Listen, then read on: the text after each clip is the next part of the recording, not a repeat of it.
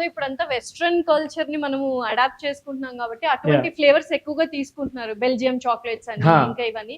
But ఇప్పుడు కొత్తగా మనము పాన్ అని మీరు అన్నట్టు కాలా జామున్ ఇది ఇంట్రడ్యూస్ చేస్తున్నారు కదా, how is it going to work? ఇప్పుడు మీకు సింపుల్ మీకు అర్థమయ్యేట్టు చెప్తాను. చైనీస్ ఫుడ్ అంటాం మనం. నిజంగా చైనాలోకి వెళ్తే ఈ ఫుడ్ అని ఉందా అక్కడ? మరి చైనీస్ అని మన ఇండియన్ ప్యాలెట్ కి సంబంధించినట్టుగా మార్చుకున్నాం. సేమ్ వే ఈ రోజు నేను కాటన్ క్యాండీ అని మిసిసిపి మడ్ అని చెప్పి నేను పెడితే అవి ఎక్కువ మన ఇండియన్ టూత్ బడ్స్ కి.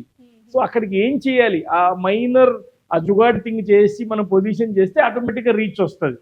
సో ఈ రోజు నేను ఐస్ యాపిల్ సండే అని పెట్టాను ఒకటి తాటి ముంజలతో.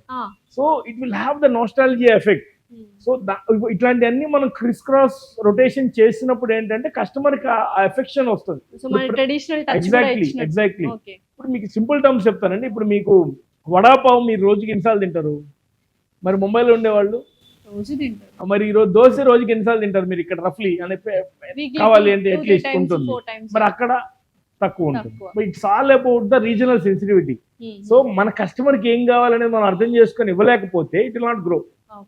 ఇప్పుడు మీకు ఇప్పుడు డామినోస్ లాంటి వాళ్ళు, మెక్డీ లాంటి వాళ్ళే షిర్డీలోనూ వారణాసిలోనూ స్టోర్స్ ఓపెన్ చేస్తే వెజిటేరియన్ స్టోర్స్ మాత్రమే పెడతారు అక్కడ. అక్కడ నేను పెట్టను అంటే కుదరదు కదా. When we are doing a business we need to do it correctly. So అట్లా